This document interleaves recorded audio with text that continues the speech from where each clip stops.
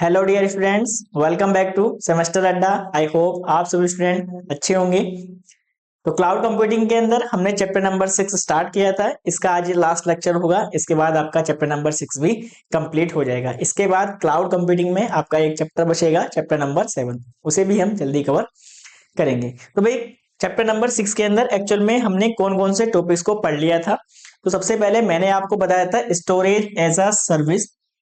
ठीक है, क्या होता है एंड इसके कौन से बेनिफिट्स, यानी कि मैंने एडवांटेज एंड बेनिफिट्स दोनों सेम ही है। तो मैंने वहां पर एडवांटेज बताए थे, उन्हीं एडवांटेज को आप, यदि आपसे बेनिफिट्स पूछे जाते हैं तो आप बेनिफिट्स के अंदर भी आप उनको लिख सकते हैं। तो आज हम डिस्कस करने वाले हैं एक्चुअल में चैलेंजेस क्या होंगे जब भी हम स्टोरेज लेते हैं क्लाउड से, यानी कि यूज करते हैं storage as a service, cloud से हम परचेज करते हैं, तो उसके कौन कौन से चैलेंजेस होंगे इसके बारे में हम डिस्कस करेंगे।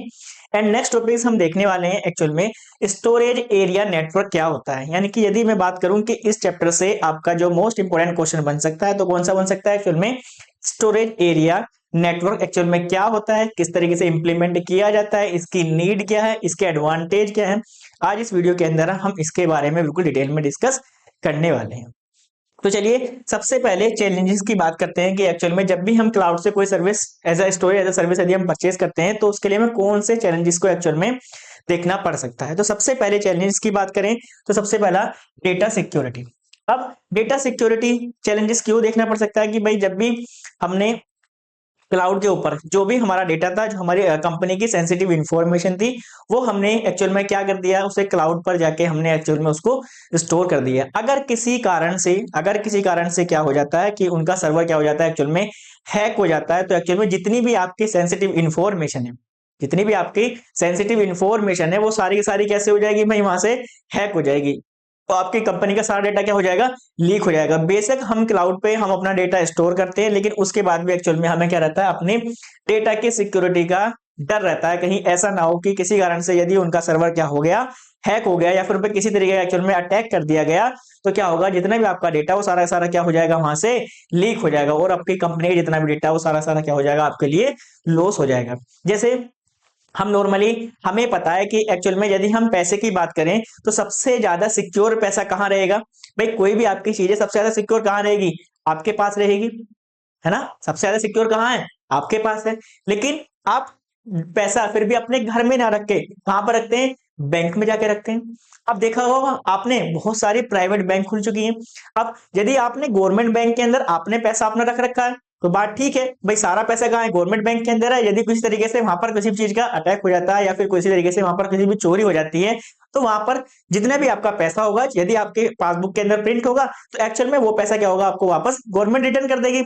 लेकिन यदि हम प्राइवेट बैंक की बात करें तो यदि आपने अपना पैसा क्या है, एक प्राइवेट बैंक के अंदर क्या कर रखा है, आपने स्टोर कर रखा है, आपने वहां पर सारा पैसा अपना जमा कर दिया। आपने सोचा कि भाई ऐसा है, यदि घर में है, घर में पैसा रखा है तो चोरी हो सकती है। अरे ये भी तो सोचिए, यदि आप बैंक में जाके पैसा रख रहे हैं, चोरी तो बैंक में भी हो सकती है ना। तो बेशक हमें पता है कि हमारा पैसा सबसे ज्यादा सिक्योर कहाँ है, हमारे घर के अंदर है। लेकिन हम भी जब भी अपने पैसों को घर में नहीं रखते हैं, कहाँ रखते हैं, बैंक में जाके रखते हैं।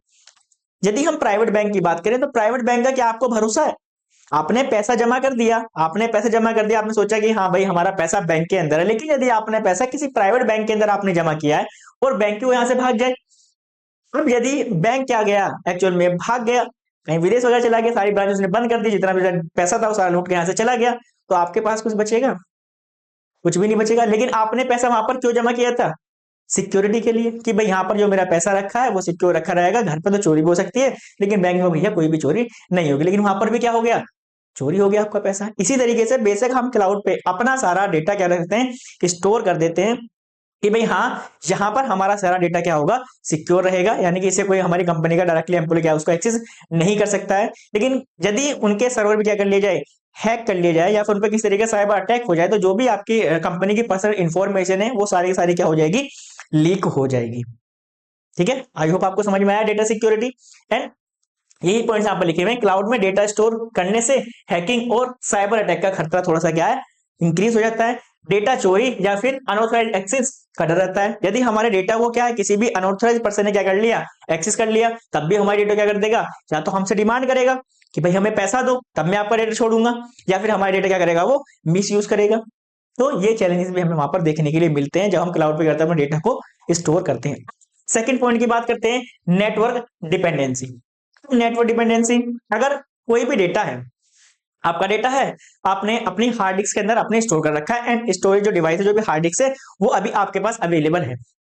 जब आपके पास अवेलेबल है तो जब भी आपको उस डेटा को एक्सेस करना होगा, आप अपने सिस्टम में लगाएंगे, हार्ड डिस्क को कनेक्ट करेंगे और जो भी आपको डेटा चाहिए होगा आप वहां से ले लेंगे।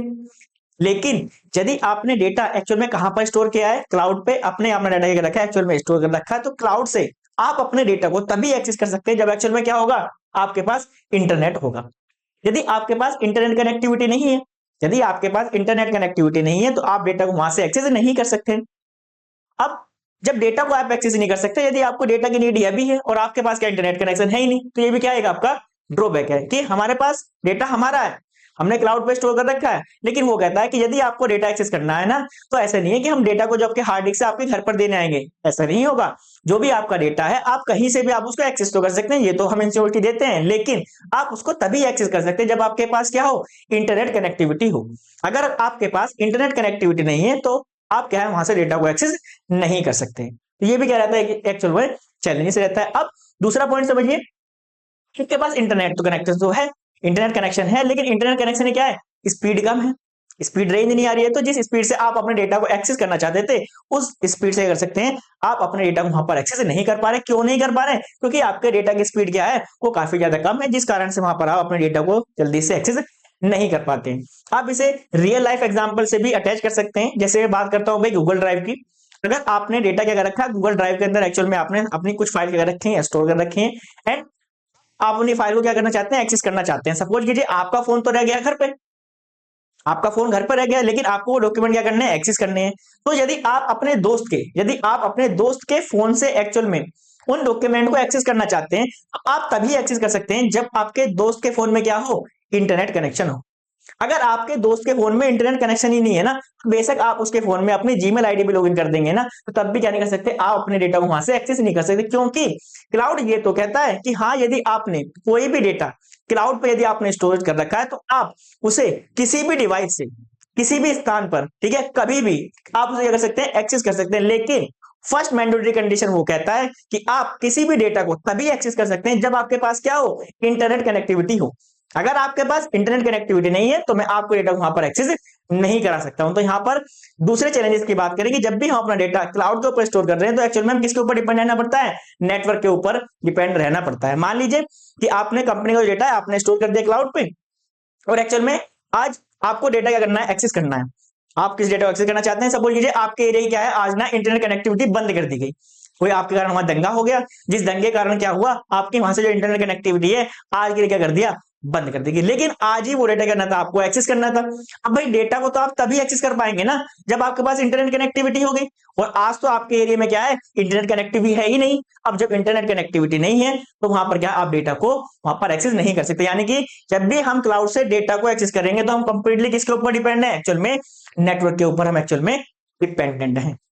आई होप आपको सेकंड पॉइंट बिल्कुल अच्छे से समझ में आ गया होगा। चलिए आगे चलते हैं। Next, data privacy. Data privacy का मतलब क्या है कि बेशक हमें पता है कि भाई हम अपना डेटा क्लाउड पर स्टोर कर रहे हैं। क्लाउड पर जब हम अपने डेटा को स्टोर करते हैं ना, एक्चुअल में हमें नहीं पता होता कि हमारा डेटा किस सर्वर पे और किस लोकेशन पे जाके क्या है, हमारा डेटा वहां पर क्या गया है, सेव किया गया है। हम बेशक क्लाउड पे डेटा स्टोर कर रहे हैं, हमें पता है क्लाउड में डेटा स्टोर किया है, हम उसे एक्सेस भी कर सकते हैं, लेकिन हमें एक्चुअल में ना तो लोकेशन के बारे में पता होता एंड ना ही सर्वर के बारे में पता होता कि हमारा डेटा एक्चुअल में किस सर्वर पे एंड किस लोकेशन पे क्या है, वहां पर क्या है, हमारे डेटा को स्टोर किया गया है। ये सारी चीजें कौन मैनेज करता है, आपके थर्ड पार्टी।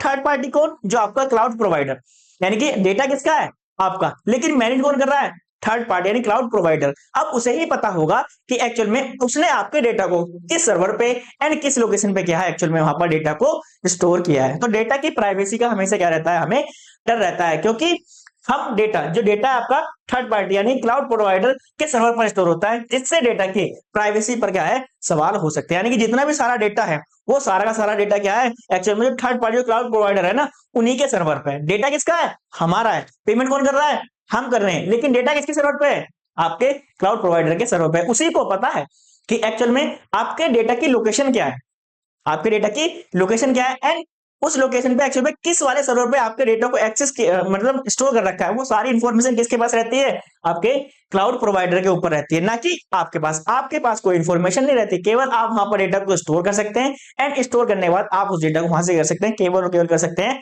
एक्सेस कर सकते हैं। ठीक है। अब दूसरी बात समझिए कि भाई यदि आपका डेटा, आपकी कंपनी इंडिया में है, आपकी कंपनी इंडिया में है, ठीक है, आपका डेटा क्या है भाई, इंडिया का है, और आपने डेटा क्या किया है, क्लाउड पे आपने डेटा को स्टोर किया है। अब जो क्लाउड प्रोवाइडर है उसने आपके डेटा को क्या है, किसी दूसरी कंट्री में, क्या है, किसी दूसरे, जैसे समझ लीजिए यूएसए में क्या है, उसने सर्वर बना रखा है, वहां पर आपके डेटा को स्टोर किया है। इंडिया की पॉलिसीज अलग है एंड यूएसए की पॉलिसीज क्या है भाई, वहां की पॉलिसीज क्या होंगी, अलग होंगी, दोनों की पॉलिसी क्या होंगी, अलग होंगी। हो सकता है वहां पर उन्होंने कोई ऐसी पॉलिसी बना रखी हो कि भाई जो भी क्लाउड पे डेटा हो हम क्या कर सके, उस डेटा को हम डायरेक्टली वहां पर एक्सेस कर सकते हैं, वहां की गवर्नमेंट की ऐसी परमिशन है। इंडिया वाला जिस यूजर ने एक्चुअल में अपना डेटा स्टोर किया था वो तो नहीं चाहता था ना मेरे डेटा कोई और पढ़े, वो तो नहीं चाहता था कि मेरे डेटा कोई और पढ़े, लेकिन जो क्लाउड प्रोवाइडर थर्ड पार्टी है उसने क्या किया है, आपके डेटा को कहीं पर क्या किया है, किसी दूसरे सिटीज में, मतलब दूसरे सॉरी सिटी कंट्री में लेके गया, आपके डेटा को स्टोर किया है, जिससे आपके दोनों क्या हो गए, वहां पर जो लॉस हैं दोनों क्या हो गए, वहां पर जो नियम एंड कानून जो चलते हैं दोनों क्या है, दोनों ही कंट्री क्या है, अलग अलग हैं। तो इस टाइप का चैलेंज वहां पर आपको देखने के लिए मिल सकता है। यानी कुछ देशों में डेटा स्टोरेज से जुड़े कानूनी नियम अलग अलग होते हैं जिनका पालन करना जरूरी होता है। हो सकता है कि वहां पर उन्होंने बता रखा हो कि यूएसए के अंदर भाई जितने भी क्लाउड प्रोवाइडर हैं, यदि आपका कोई डेटा है तो हम उस डेटा क्या कर सकते हैं, एक्सेस कर सकते हैं। तो ये क्या वहां उन्होंने ये क्या रखा है, ऐसा कानून बना रखा है, लेकिन हमारे यहाँ ऐसा कोई कानून नहीं है। तो भाई क्लाउड प्रोवाइडर जो एक्चुअल में जो यूजर था, यूजर ने तो अपना डाटा किस लिए सेव किया था, भाई क्लाउड में मेरा डेटा स्टोर है, तो इसे कोई क्या देख नहीं सकता मेरे अलावा, क्योंकि पासवर्ड किसके पास है, मेरे पास है। लेकिन उसने आपका डेटा एक ऐसी कंट्री में जाकर मतलब रख दिया जिससे क्या उस डेटा क्या कर सकता कोई भी वहां पर देख सकता है। तो ये भी क्या रहता है, एक आपका चैलेंज आपको वहां पर देखने के लिए मिलेगा। आई होप आपको पॉइंट समझ में आ गया होगा। चलिए नेक्स्ट देखते हैं कोस्ट इशूज। ठीक है, कोस्ट इशूज भी आ सकते हैं। किस तरीके से कोस्ट इशूज आ सकते हैं कि भाई स्टोरेज जरूरत के हिसाब से बढ़ती रहती है, जिससे लॉन्ग टर्म कॉस्ट क्या है, इंक्रीज हो सकता है। डेटा ट्रांसफर और बैकअप के लिए आपसे अतिरिक्त चार्ज लिए जा सकते हैं। यानी कि भाई क्लाउड ने कहा क्या कि भाई हम आपका डेटा स्टोर कर रहे हैं, हम आपका डेटा स्टोर कर रहे हैं, तो आपने सोचा भाई यदि हम डेटा स्टोर कर रहे हैं तो हमें डेटा स्टोरेज का क्या करना पड़ेगा, केवल चार्जेस पे करना पड़ेगा। लेकिन उन्होंने बताया कि भाई यदि आपने डेटा को बैकअप करना चाहते हैं, यदि आपने डेटा क्या करना चाहते हैं, बैकअप करना चाहते हैं, या फिर आप किसी दूसरी जगह करना चाहते हैं, ट्रांसफर करना चाहते हैं, तो आपको क्या करना पड़ेगा, इसका आपको एक्स्ट्रा चार्जेस देना पड़ेगा। तो ये क्या है, हिडन कॉस्ट। ये क्या है, हिडन कॉस्ट। यानी कि जब डेटा आपने वहां पर स्टोर किया था तब आपको नहीं पता था कि एक्चुअल में यदि हमारा डेटा, यदि हमारा बैकअप, यदि हम इसे डाटा का चाहते हैं तो हमें उसे क्या देना पड़ेगा, इसके अलावा हमें कुछ चार्जेस हमें पे करने पड़ेंगे अलग से। और यदि हम अपने डेटा को ट्रांसफर करेंगे उसके लिए भी हमें अलग से चार्जेस देने पड़ेंगे। तो ये क्या है, एक ये इशू भी हमें वहां पर देखने के लिए मिलता है, कॉस्ट का इशू। एंड ये फर्स्ट लाइन का मतलब समझिए कि भाई स्टार्टिंग में आपने 10 टीबी स्टोरेज ले ली। कितनी ले ली भाई आपने, 10 टीबी आपने वहां पर स्टोरेज ले ली और आपने क्या कर दिया, अपने डेटा को स्टोर कर दिया। लेकिन कुछ समय बाद क्या हुआ, कुछ समय बाद क्या हुआ भाई, आपका 10 टीबी से कितना हो गया, 20 टीबी हो गया। 10 टीबी से कितना हो गया, 20 टीबी हो गया। यानी कि आपके स्टोरेज की कैपेसिटी क्या हो गई, बढ़ गई, बढ़ गई। यानी कि आपका डेटा ज्यादा हो गया, तो कितना हो गया, 20 टीबी हो गया। एंड 20 टीबी होने के बाद कितना हुआ, फिर से आपने डेटा क्या कर दिया, वहां से कुछ फाइल आपने निकाल ली। निकालने के बाद सपोज कीजिए आपके साइज कितना हो गया, फिर से 15 टीबी हो गया। एंड 15 टीबी तो हो गया, 15 टीबी हो गया, लेकिन आपने क्या किया, वहां से 5 टीबी क्या किया, आपने वहां से रिमूव नहीं किया। आपने कितनी ले रखी थी, 20 टीबी की सर्विस ले रखी थी, आपने 20 टीबी ही ले रखी है। बेशक आपका डेटा कितना है, 15 टीबी का। अब आप ये सोच रहे होंगे कि सर हमने कितना लिया था, 20 टीबी, 20 टीबी लिया था, एंड 20 टीबी में से हम यूज कितना कर रहे हैं, 15 टीबी। तो 5 टीबी का हम पे नहीं करेंगे। नहीं, आपने तो खुद लिया है 20 टीबी का, आपने खुद परचेज किया 20 टीबी। अब जो 20 टीबी आपने परचेज की है, तो जब आपने इतनी स्टोरेज परचेज की तो अब आपका मन है ना, आप उसमें 1 जीबी डेटा रखिए, 2 जीबी रखिए, या फिर 1 टीबी रखिए, या फिर 2 टीबी रखिए, वो तो आपकी रिस्पॉन्सिबिलिटी है। आपने सोचा नहीं हम तो 15 टीबी यूज कर रहे हैं, हम 15 टीबी का पे करेंगे। नहीं भैया, आप 15 टीबी का पे नहीं करेंगे, क्योंकि आपने 20 टीबी ली है। जब आपने 20 टीबी स्टोरेज ली है तो आप उसे कितना परसेंट यूज कर रहे हैं, वो आपकी रिस्पॉन्सिबिलिटी है। तो इससे क्या है, ये भी कॉस्ट इशू हमें यहाँ पर देखने के लिए मिल सकता है, क्योंकि यूजर तो समझ रहा है केवल मैं 15 टीबी के पैसे दूंगा, लेकिन वो यूजर कितने लेगा, उससे 20 टीबी के। क्यों लेगा, क्योंकि आपने क्या कहा था, स्टोरेज आपने कितनी परचेज की थी, 20 टीबी आपने परचेज की थी। डेटा रिकवरी इशूज, डेटा को रिकवरी करने का भी इशू आ सकता है। कभी कभी ऐसा होगा कि भाई जहां पर जिस क्लाउड प्रोवाइडर से हमने अपने डेटा को एक्चुअल में स्टोर किया था, जहां पर अपना डेटा हमने स्टोर किया था, उसमें वहां पर क्या आ गया, कोई टेक्निकल इशू आ गया, वहां पर क्या आ गया, कोई टेक्निकल इशू आ गया, जिस कारण से कर सकते हैं वहां पर हमारा डेटा क्या हो गया, लॉस हो गया। यहाँ पर जिस सर्वर पे हमारा डेटा था एंड वहां पर क्या होगा, कोई टेक्निकल इशू आ गया या फिर कोई प्राकृतिक आपदा आ गई, जिस कारण से क्या हो गया, हमारा सारा डेटा क्या हो गया, वहां पर लॉस हो गया। अब जब सारा डेटा उनके सर्वर पे क्या हो गया, लॉस हो गया, तो क्या हम उसे रिकवर कर सकते हैं?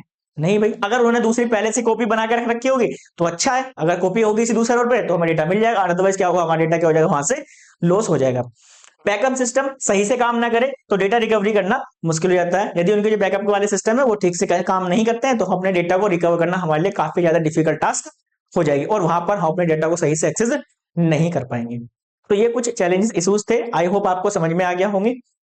पहले आपका डेटा इशू आपको समझ में आ गया हो, दूसरा नेटवर्क डिपेंडेंसी वो भी आपको समझ में आ गया होगा, एंड थर्ड वन मैंने आपको बताया डेटा प्राइवेसी, ठीक है, एंड इसके बाद कोस्ट इशू, एंड इसके बाद डेटा रिकवरी इशू। ये आपके कुछ मेन चैलेंजेस थे जब भी हम क्लाउड पे क्या करते हैं, अपने डेटा क्या करते हैं, एक्चुअल में स्टोर करते हैं। एंड इसके बाद कुछ और समझिए, आपका परफॉर्मेंस एंड स्पीड।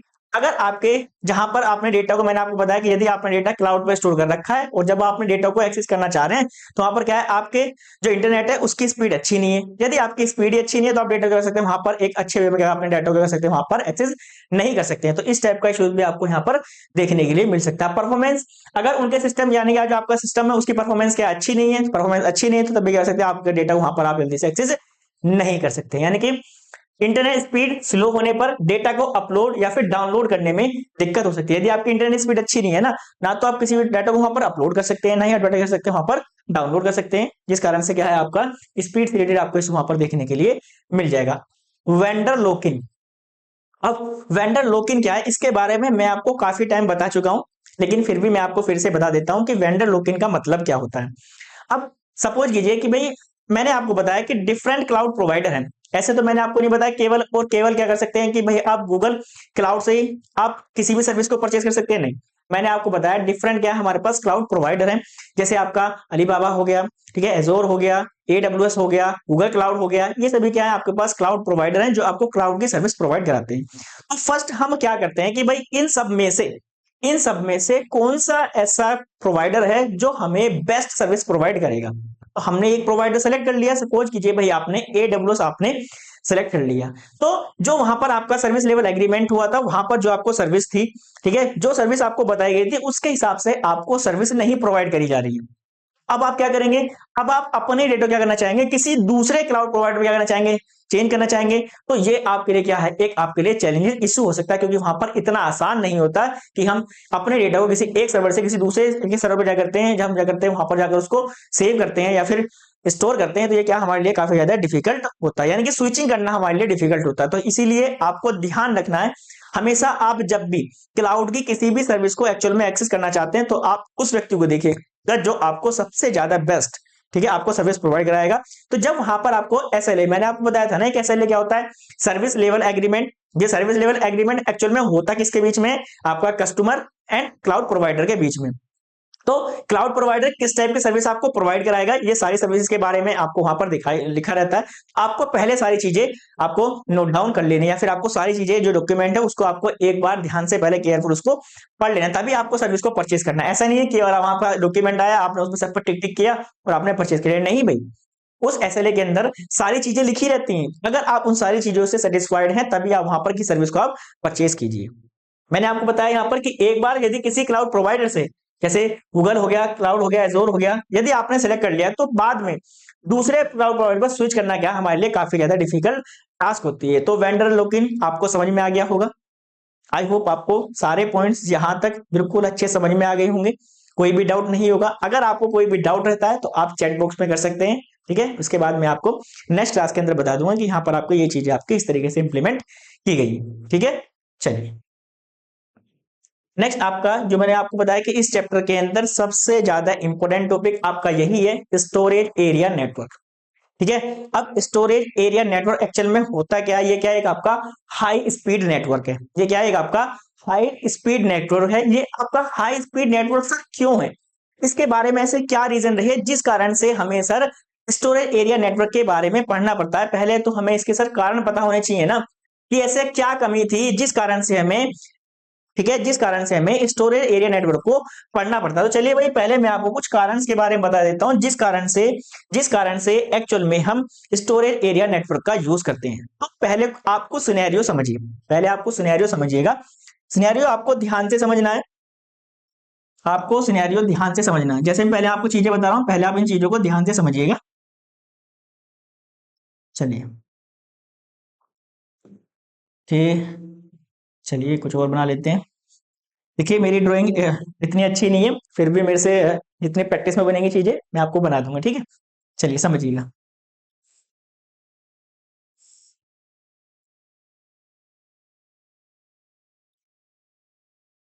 ठीक है, चलिए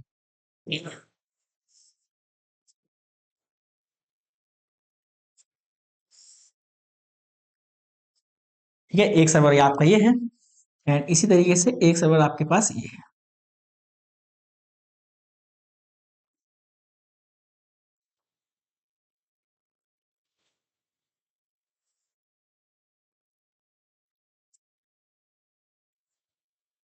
ठीक है, एक सर्वर हमने ये अपना बना लिया।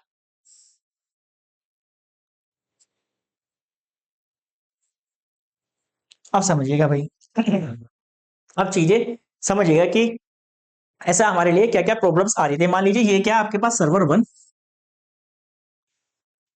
एक्चुअल में लिख लेते हैं भाई जिससे आपको याद रहेगा। ये क्या है, सर्वर वन, एंड ये क्या है, सर्वर टू। ये क्या है, सर्वर टू। यहाँ पर दो सर्वर आपने बना रखे हैं। एंड यहाँ पर सपोज कीजिए जो यूजर है, जो यूजर है, ठीक है, मान लीजिए यूजर के डेस्कटॉप यदि मैं बनाऊं, यूजर का यदि मैं डेस्कटॉप यहाँ पर मैं बना लेता हूँ, कुछ यूजर मैं आपको यहाँ पर बना देता हूँ। ये एक्चुअल में कुछ यूजर है, एक यूजर ये है, ठीक है, एक यूजर ये है एक्चुअल में। पहले आप समझ लीजिए कि ऐसा क्या कारण था जिस कारण से हमें स्टोरेज एरिया नेटवर्क एक्चुअल में यूज करना पड़ता है। तो पहले हमें कारण तो पता होनी चाहिए ना। चलिए पहले कारण के बारे में बात कर लेते हैं। चलिए ठीक है, अब जैसे एक सिस्टम बता देता हूं भाई, आपका एक सिस्टम ये हो गया, एक सिस्टम ये हो गया, एक सिस्टम ये हो गया। अब ये तीनों सिस्टम क्या है, एक्चुअल में एक फाइल को एक्सेस करना चाहते हैं या फिर किसी फाइल को एक्सेस करना चाहते हैं। अब इस सिस्टम ने एक्चुअल में किसी फाइल को क्या किया, यहाँ पर एक्सेस किया, इसने भी एक्चुअल में क्या किया, इस फाइल को एक्चुअल में एक्सेस करने का ट्राई किया, एंड यहाँ पर इसने भी क्या किया, सर्वर टू से, ये तीनों क्या कर रहे हैं, इस सर्वर से क्या करना चाहते हैं, एक्चुअल में एक फाइल को क्या करना चाहते हैं, एक्सेस करना चाहते हैं। अब यहाँ पर क्या लगी होगी, इन सर्वर में क्या लगी होगी, अपनी अपनी हार्ड डिस्क लगी हुई होंगी, क्या लगी होंगी, हार्ड डिस्क लगी हुई होंगी। सपोज कीजिए कि भाई इसकी कैपेसिटी, इसकी जो सर्वर नंबर वन है, सर्वर नंबर वन की कैपेसिटी से ज्यादा है, सर्वर वन की कैपेसिटी से ज्यादा है, ठीक है। इसको हम चेंज कर लेते हैं, समझिए, चलिए ऐसे रहने देते हैं, ठीक है। जो आपका सर्वर नंबर टू है, जो सर्वर नंबर टू है ना, उसकी कैपेसिटी थी केवल और केवल क्या है भाई, ये आपका 10 GB, ठीक है। सब मैं एग्जांपल बता रहा हूँ, केवल क्या है, ये 10 GB तक के डेटा क्या कर सकता था, यहाँ पर ये एक्सेस करा सकता था। लेकिन यहाँ पर क्या हो गया, ये जो तीनों सर्वर है ये डायरेक्टली क्या करना चाहते हैं, सर्वर नंबर टू से डेटा को एक्सेस करना चाहते हैं। सपोज कीजिए 30 TB तक, कितना, 30 TB तक, क्या ये 30 TB आपको एक्सेस करा देगा, इसकी तो कैपेसिटी कितनी है, 10 TB की। अब यहां पर समझिए सर दिक्कत क्या आ रही है, दिक्कत ये आ रही है कि भाई एक्चुअल में जिस सर्वर से हम डेटा को एक्सेस करना चाह रहे हैं, एक्चुअल में क्या उसके पास इतना ज्यादा स्पेस है ही नहीं, यानी कि इतना डेटा क्या उसके पास है ही नहीं। तो क्या होगा, जब इसके पास इसकी लिमिट से ज्यादा है, जब इस पर सर्वर नंबर टू पर क्या है, इसकी लिमिट से ज्यादा है, इसकी लिमिट से ज्यादा क्या आ जाएगा, इसके ऊपर लोड आ जाएगा, तो वहां पर क्या हो जाएगा, सर्वर डाउन हो जाएगा, जिस कारण से क्या हो सकता है, ये क्रैश भी हो सकता है। लेकिन एक सिनेरियो ये भी है, जो आपका सर्वर नंबर वन है, जो सर्वर नंबर वन है, सर्वर नंबर वन की जितनी भी स्टोरेज है वो सारी क्या पड़ी है, खाली पड़ी है, खाली पड़ी है। लेकिन लोड किसके ऊपर आ गया, लोड सारा किसके ऊपर आ गया भाई, सर्वर नंबर टू के ऊपर आ गया, जिस कारण से सर्वर नंबर टू क्या हो सकता है, आपका क्रैश हो सकता है। ये तो बड़ी दिक्कत वाली बात है। क्यों, हमारे पास स्टोरेज अवेलेबल है सर्वर नंबर वन पे, लेकिन इसके ऊपर तो कोई लोड ही नहीं है। लोड किसके ऊपर है, सारा सारा सर्वर नंबर टू के ऊपर लोड है, जिस कारण से आपका सर्वर नंबर टू क्या हो सकता है, यहाँ पर डैमेज हो सकता है। तो इससे बचने के लिए हम क्या करेंगे, जो सर्वर नंबर वन है और जो सर्वर नंबर टू है, इनकी जितनी भी हार्ड डिस्क होंगी, इन सब में क्या करेंगे, इन सबको हम अलग से एक पूल के अंदर स्टोर कर देंगे। किसके अंदर, हम इन्हें एक अलग से पूल के अंदर क्या कर देंगे, इनको स्टोर कर देंगे, जिससे एक्चुअल में सर्वर नंबर 1 को ही लगेगा, क्योंकि देखो जब हम इसको पूल बनाते हैं क्या होगा, सर्वर नंबर 1 की स्टोरेज एंड सर्वर नंबर 2 की स्टोरेज, इन दोनों की स्टोरेज क्या कर देंगे हम एक साथ कंबाइन कर देंगे। जब लोड पड़ेगा सर्वर नंबर 1 पे तो ये सर्वर नंबर 2 एंड 1, यदि 1 पे लोड आएगा तो ये 2 की रिसोर्स को कर सकता है, यदि 2 पे लोड आएगा तो 1 की रिसोर्स को कर सकता है, वहां पर वो सही से यूज कर सकता है। तो चाहे समझ में भाई, इतनी बात आपको समझ में आई होगी। किस लिए यूज करते हैं हम, किस लिए यूज करते हैं एसएएन का भाई, जिससे हम क्या कर सके, अपने सर्वर के लोड क्या कर सके वहां पर कम कर सके, जिससे हमारा सर्वर क्या वहां पर फेयर होने से क्या बच जाए, उसका हम यूज करते हैं। क्या सोल्यूशन है, हम यहाँ पर एक्चुअल में सर्वर की जितनी भी हार्ड डिस्क है उनको हम यहाँ पर न रख के हम कहाँ रखते हैं, पूल के अंदर हम उसको रखते हैं। उस पूल के अंदर जितनी भी आपकी हार्ड डिस्क होंगी भाई, आपके सर्वर नंबर 1 की, सर्वर नंबर 2 की, सर्वर नंबर 3 4 5 जितने सर्वर होंगे सभी की हार्ड डिस्क आपके वहां पर अवेलेबल होंगी। अब ये सारी हार्ड डिस्क वहां पर अवेलेबल होंगी तो सर्वर नंबर 1 को ऐसा लगेगा कि हाँ मैं क्या है सारी सारी स्टोरेज डिवाइस को क्या कर रहा हूँ यहाँ पर यूज कर पा रहा हूँ, तो वहां पर आपका सर्वर नंबर क्रैश भी नहीं होगा, ना सर्वर नंबर 2 आपका वहां पर क्रैश होगा। ठीक है, अब चलिए समझते हैं भाई एसएएन के बारे में। हम समझेंगे एसएएन के बारे में, इसे पूछा देता हूं आगे, इसे पूछा देता हूं यहां पर, ये तो क्या थी भैया गड़बड़, ये क्या थी गड़बड़। इससे बचने के लिए, इससे बचने के लिए हम किसका यूज करते हैं, सैन का हम इसमें यूज करते हैं। तो भाई समझिए सर ये कैसे होगा, इसे भी समझ लीजिए भाई, इसे भी समझ लीजिए। मान लीजिए यहाँ पर मैं 3 छोटे छोटे सर्वर बना लेता हूँ पहले, ज्यादा बड़े नहीं बनाएंगे, ज्यादा बड़े बनाए तो दिक्कत आएगी।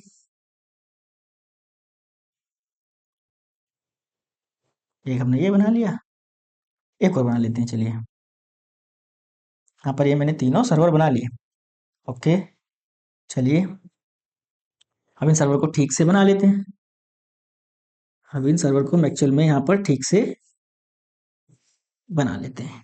ठीक है, सर्वर ये हो गया, एक सर्वर ये हो गया,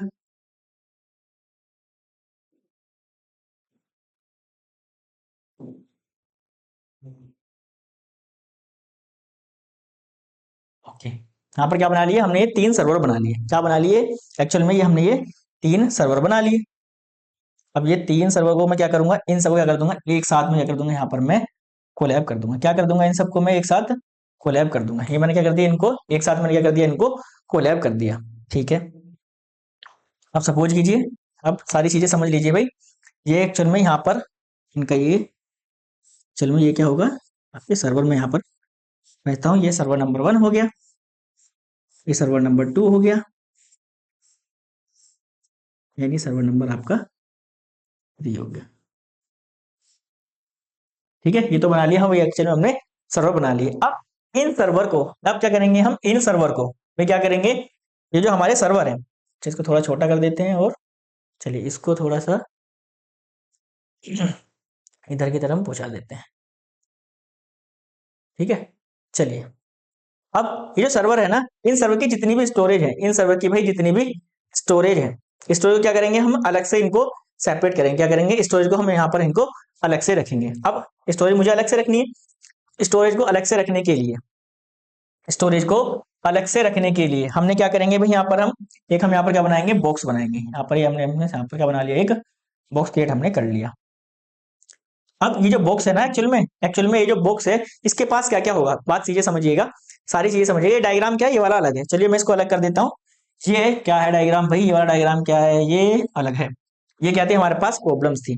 ठीक है, अब हम एक्चुअली क्या करेंगे, इन सर्वर की, ये सर्वर हैं, इन सर्वर की जितनी भी स्टोरेज डिवाइसेज हैं, इन सभी स्टोरेज डिवाइस को हम कहाँ रख देंगे, यहाँ पर रख देंगे। इन सभी स्टोरेज डिवाइस को हम क्या कर देंगे, यहाँ पर हम इनको रख देंगे। चलिए सारी डिवाइस को हम एक्चुअल में, स्टोरेज डिवाइस को हमने यहाँ पर रख दिया। जितनी हमारे पास सारी स्टोरेज डिवाइस थी वो सारी सारी हमने यहाँ पर रख दी, 1 की भी और 2 की भी। ठीक है, ये क्या आपके पास स्टोरेज डिवाइस, यहाँ पर लिख देता हूँ एस, इस पर लिख देते हैं स्टोरेज, स्टोरेज डिवाइस, ये क्या है सर्वर। ठीक है, लेकिन सर ये आपस में कनेक्ट कैसे होंगे, ये सर आपस में कनेक्ट कैसे होंगे, ये आपके पास डिवाइस है ना, storage 1, storage 2, storage 3, storage 4, storage 5, storage 6। ठीक है, एंड यहाँ पर हम क्या यूज करते हैं, हम इन सभी डिवाइस के ऊपर एक्चुअल में क्या लगा हुआ होता है, एक ये इस तरीके से यहाँ पर सभी डिवाइस के ऊपर ये लगा हुआ होता है। ठीक है, इस तरीके से ये लगा हुआ होता है। अब एक्चुअल में इसे कहते क्या है, अब इसे क्या कहते हैं भाई, ठीक है, एच यूबी यानी कि हब, क्या बोलते हैं भाई इसे हम बोलते हैं भाई अडेप्टर। क्या बोलते हैं अडेप्टर। ठीक है, ये क्या लगे हुए होते हैं, अडेप्टर लगे हुए होते हैं। अडेप्टर किसे लगे हुए होते हैं, इसको एक्चुअल में सर्वर से कनेक्ट करने के लिए, किससे, सर्वर से कनेक्ट करने के लिए। तो क्या होगा, यहाँ पर हम क्या लगाएंगे, यहाँ पर हम क्या लगाएंगे भाई, एक हम केबल का यूज करेंगे। किसका यूज करेंगे, यहाँ पर लिख देता हूं मैं, ये क्या है आपका एफ सी। ठीक है, एफ सी स्विच क्या लगाएंगे, एफ सी स्विच के थ्रू क्या हो जाएंगी, ये सारे डिवाइस क्या हो जाएंगी, आपस में यहाँ से कनेक्ट हो जाएंगी, और ये भी क्या हो जाएगा आपका यहाँ से निकल के भाई यहाँ से कनेक्ट हो जाएगा। एंड इसी तरीके से ये सर्वर क्या हो जाएंगे, सारे आपके यहाँ से, जो आपके सारे सर्वर हैं वो यहाँ से निकल के हो जाएंगे, यहाँ से इससे क्या हो जाएंगे, ये कनेक्ट हो जाएंगे। किससे, एफ सी स्विच से। ये हमने कनेक्ट कर दिए। एंड ये क्या है एक्चुअल में, ये एक्चुअल में किस टाइप का, ये आपका क्या, फाइबर। ये क्या है, फाइबर। ठीक है, फाइबर केबल क्या लगी हुई है, ये आपकी फाइबर केबल यहाँ पर ये लगी हुई है। हमने क्या किया एक्चुअल में, जो हमारे सर्वर हैं, सर्वर के स्टोरेज को हमने क्या कर दिया, एक अलग से हमने उसको रख दिया, जहां पर अब ये सर्वर जो है, चाहे सर्वर नंबर 1 की बात करें, चाहे सर्वर नंबर 2 की बात करें, चाहे सर्वर नंबर 3 की बात करें, इन सबके स्टोरेज कहाँ है, एक आपका एफसी स्विच है, जहां पर एफसी स्विच के द्वारा ये सारी की सारी स्टोरेज डिवाइस जो है, इससे यहाँ से क्या आपस में ये कनेक्टेड है। एंड इस कनेक्टेड के होने के बाद यहाँ पर हम क्या यूज करेंगे, यहाँ पर क्या यूज करेंगे, एक सपोज कीजिए यहाँ पर हमने स्विच का यूज कर लिया, किसका, स्विच का यूज कर लिया। एंड इस स्विच के थ्रू ही जो भी आपके डिफरेंट कंप्यूटर्स होंगे, जो भी आपके क्या होंगे, डिफरेंट कंप्यूटर्स होंगे, वो इसके थ्रू क्या होंगे, आपस में यहाँ पर ये कनेक्ट होंगे। अब चाहे तो ये वायर्ड भी हो सकते हैं, चाहे वायर्ड लेस भी हो सकते हैं, ये किसी भी तरीके से क्या होंगे, एक्चुअल में इससे कनेक्टेड होंगे।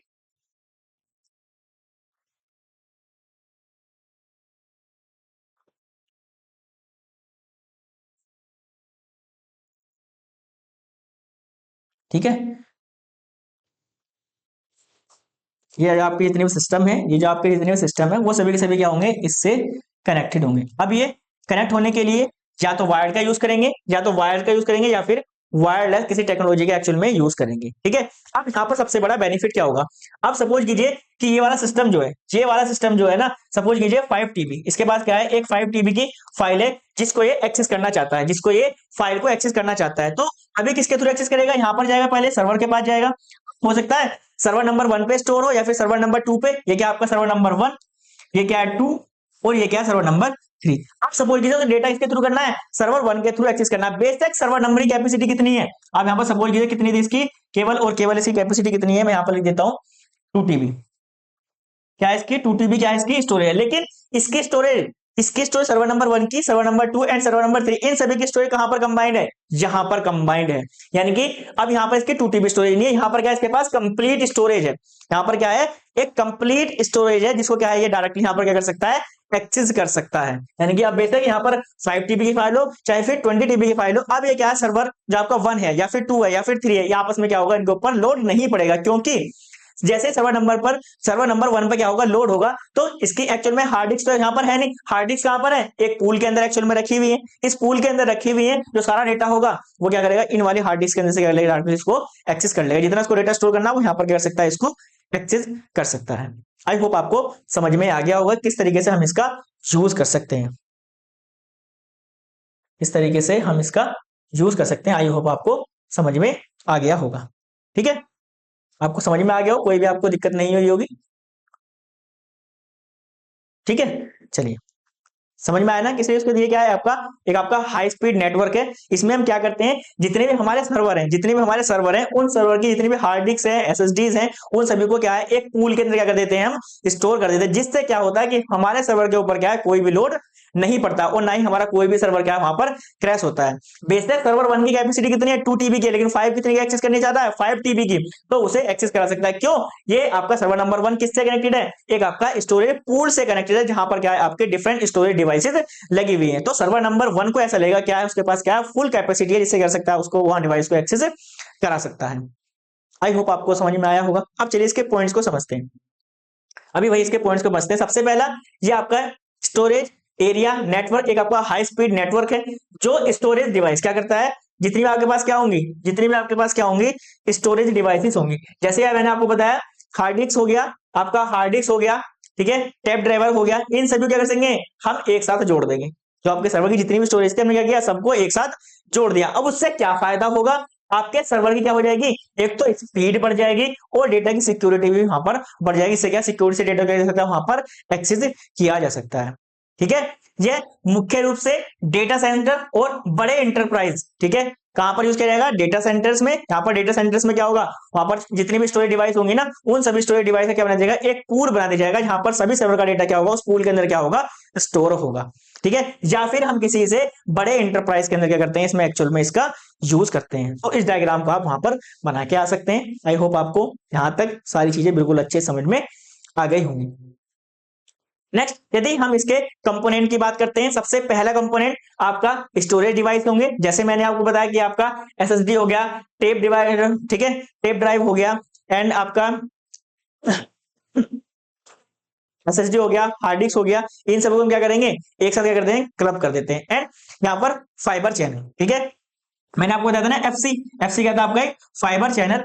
ठीक है, या तो फाइबर चैनल का यूज करेंगे या फिर हम ISCSI, इसकी फुल फॉर्म क्या रहती है, internet small computer system interface. फिर समझ लीजिए, आई4 क्या है भाई आपका internet, S4 small, C4 computer, S4 system and I4 interface. And in दोनों के बीच में डिफरेंस क्या है, यदि आप FC चैनल का यूज करते हैं, किसका, यदि आप FC चैनल का यूज करते हैं तो इसकी कॉस्ट क्या रहती है भाई, ज्यादा रहती है। इसकी कॉस्ट ज्यादा है, लेकिन इसमें डेटा को ट्रांसफर कराने की स्पीड भी क्या रहती है, उतनी ही अच्छी होती है। ठीक है, तो आपको याद रखना, यदि हम फाइबर चैनल का यदि हम यूज करते हैं तो किसे यूज करते हैं, हाई स्पीड डेटा को ट्रांसफर कराने के लिए हम इसका यूज करते हैं। लेकिन ये कैसा रहता है भाई आपका, एक्सपेंसिव रहता है। लेकिन जो आपका ISCSI है, ये एक्चुअल में क्या है आपका, थोड़ा सस्ता होता है। किसमें, फाइबर चैनल के थ्रू क्या होता है, थोड़ा सस्ता होता है। लेकिन भाई जैसे ये सस्ता, तो इसकी स्पीड भी रहती है आपकी कम रहती है। ठीक है, आई होप आपको समझ में आया होगा। नेक्स्ट, होस्ट बस अडेप्टर, जैसे मैंने आपको बताया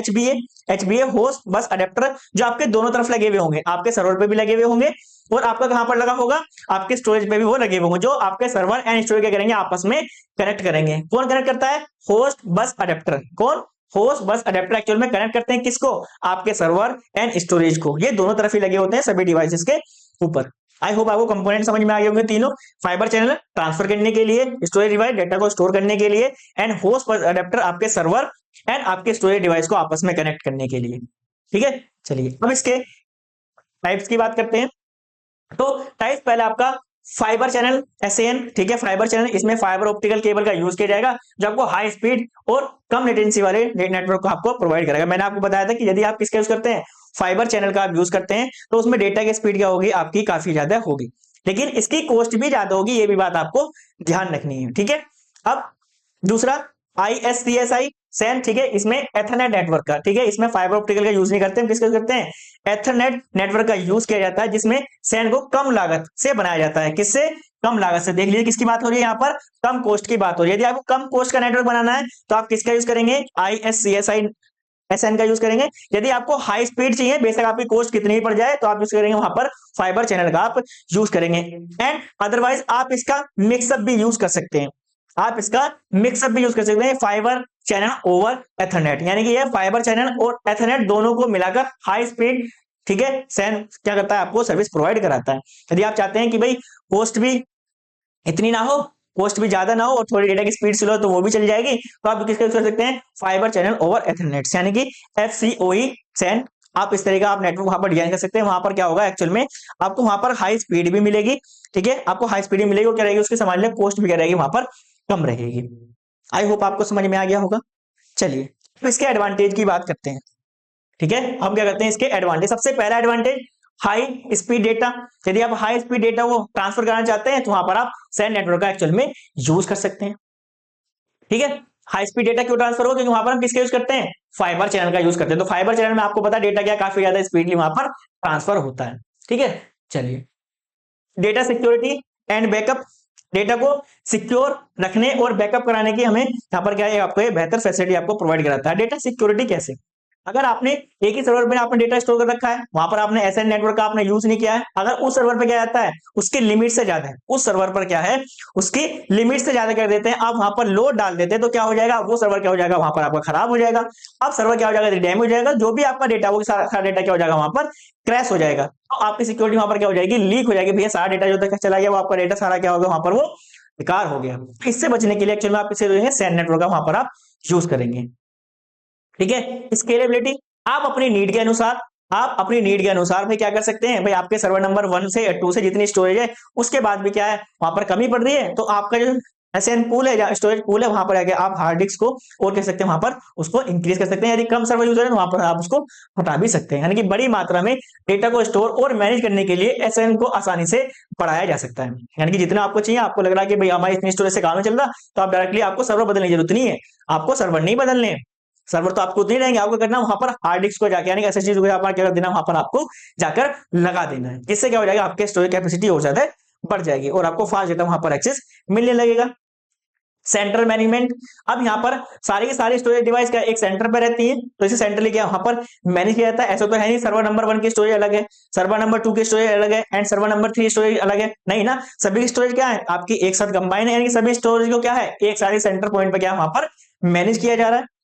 ठीक है, यानी कि एसएन को पूरे सिस्टम को एक ही जगह कंट्रोल करने की सुविधा आपको दान करता है। ठीक है, या फिर आपको फैसिलिटी आपको प्रोवाइड करता है। आई होप आपको ये तीनों एडवांटेज अच्छे समझ में आ गए होंगे। ठीक है, यहां तक आपको कोई भी कंफ्यूजन नहीं होगा। आज हमने क्या पढ़ा भाई, आज हमने देखा कि भाई यदि हम स्टोरेज एज अ सर्विस की बात करते हैं तो हर से हमें कौन से चैलेंज है जिनको हमें फेस करना पड़ सकता है। तो कौन कौन से चैलेंज मैंने आपको बताया भाई, इंटरनेट डिपेंडेंसी हो गया, डेटा प्राइवेसी हो गया, डेटा सिक्योरिटी हो गया, वेंडर लॉक इन हो गया।